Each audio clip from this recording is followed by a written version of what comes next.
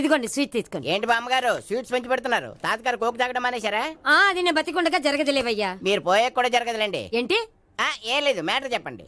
మా గోపికృష్ణకి పెళ్లి ఫిక్స్ అయిందయ్యా. అలాగా? మరి మాతో చెప్పలేదేంటి? బామ్మని నాతోనే చెప్పలేదు. మీకు కూడా చెప్పలేదా? కనీసం పెళ్లి కూతురికి ఏం చెప్పాడా? చెప్పుంటాలే గాని వాడెక్కడా? మేనేజర్ గారు రూమ్ లో ఉన్నాడు. అయితే ఉండండి, వస్తా. ఏమండి స్వీట్స్ ఇచ్చేసాలండి. తినేసి అందరికి పంచండి.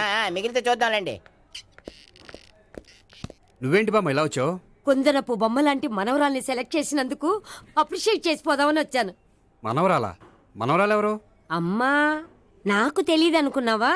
శ్రీనగర్ కాలనీ 2వ వీధి. నేను చూసాలే. అబ్బా అది నిజం కాదు, నాటకం. నా దగ్గరే నాటకాలు ఆడుతున్నావా? అబ్బా అది నాటకం కాదే, నేను చెప్పేది నిజం. అది కాదురా, మరి ఆ ఇంట్లోంచి వచ్చిన ఒక బండోడు నువ్వు ఆ ఇంటికి కాబోయే అల్లుడు అని చెప్పాడే. వాడి దృష్టిలో నేను కాబోయే అల్లుండే, కానీ నా దృష్టిలో కాదు. వాడేమో ఆ అమ్మాయి నేను లవర్స్ అనుకుంటున్నాడు, కానీ మేము లవర్స్ కాదు. ఆ నిజం వాడికి తెలియక మేము చెప్పిన అబద్ధాన్ని నమ్మి నిజం అనుకుని నీకు చెప్పాడు. ఆ అబద్ధాన్ని నిజం అనుకుని నువ్వు ఇక్కడికి వచ్చావు. అర్థమైందా?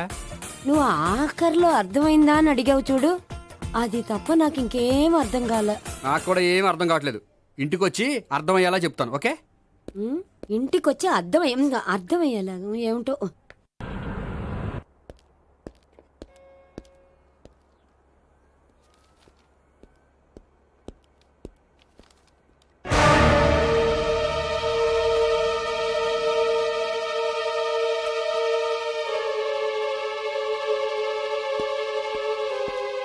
ఏమండి, మేనేజర్ గారు నేహకి ఏదో సీరియస్ గా క్లాస్ తీసుకుంటున్నట్టున్నారు.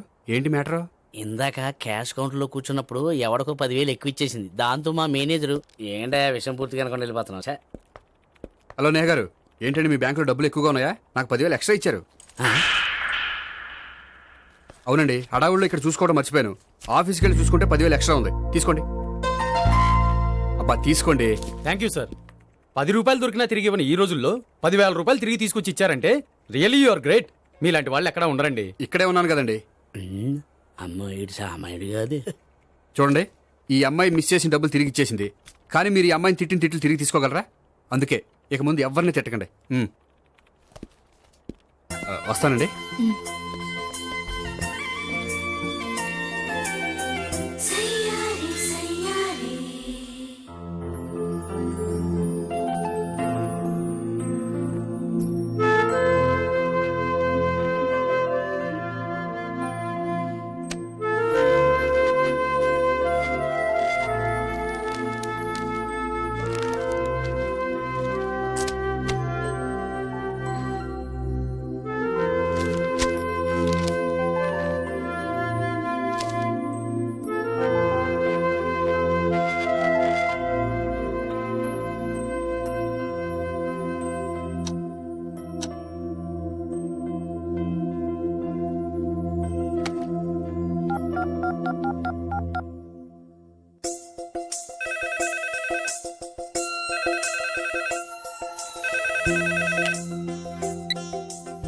హలో.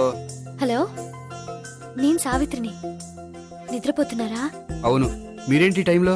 ఏం లేదండి, రేపేదో ఒక సమస్య మీద మా మ్యాగజైన్ కి ఒక ఆర్టికల్ రాయాలి. దేనిపైన రాయాలి అని ఎంత ఆలోచించినా రాయలేకపోతున్నా. వాళ్ళెవరండి? మన దేశంలో సమస్యలు కరువా? ఇప్పుడు సమస్యల మీద ఆర్టికల్ రాద్దామని పెన్ను పేపర్ తీసుకుని స్టార్ట్ చేశారు. ఇంతలో బయట పెద్ద శబ్దం. వెళ్ళి చూస్తే మినిస్టర్ మీద నక్సలైట్స్ హత్యా ప్రయత్నం. దాంతో నక్సలైట్ల సమస్య గుర్తొచ్చింది. దాని మీద రాద్దాం అనుకునే లోపు టీవీలో పుల్రాజాకి ఎయిడ్స్ వస్తుందా అని యాడు. అయ్యో, దాంతో ఎయిడ్స్ మీద రాయాలనిపించింది. ఈ లోపల కరెంటు పోయింది. కరెంటు సమస్య మీద రాయాలనిపించింది. ఇంతలో మీకు దాహం వేసి ఫ్రిడ్జ్ ఓపెన్ చేస్తే వాటర్ లేదు. దాంతో నీటి సమస్య గుర్తొచ్చింది. ఈ లోపల మీ బావ వచ్చి నా ప్రేమ విషయం ఏం చేసామని అడిగితే మీ ప్రేమ సమస్య గుర్తొచ్చింది. ఈ రోజు ప్రేమ కూడా పెద్ద సమస్య కదండి. ఇన్ని సమస్యలుండగా సమస్య గురించి పెద్ద సమస్యలు ఫీల్ అవుతారేంటండి? ఎర్రగదీని చెప్తాను. మరి గుడ్ నైట్ అండి. Good night.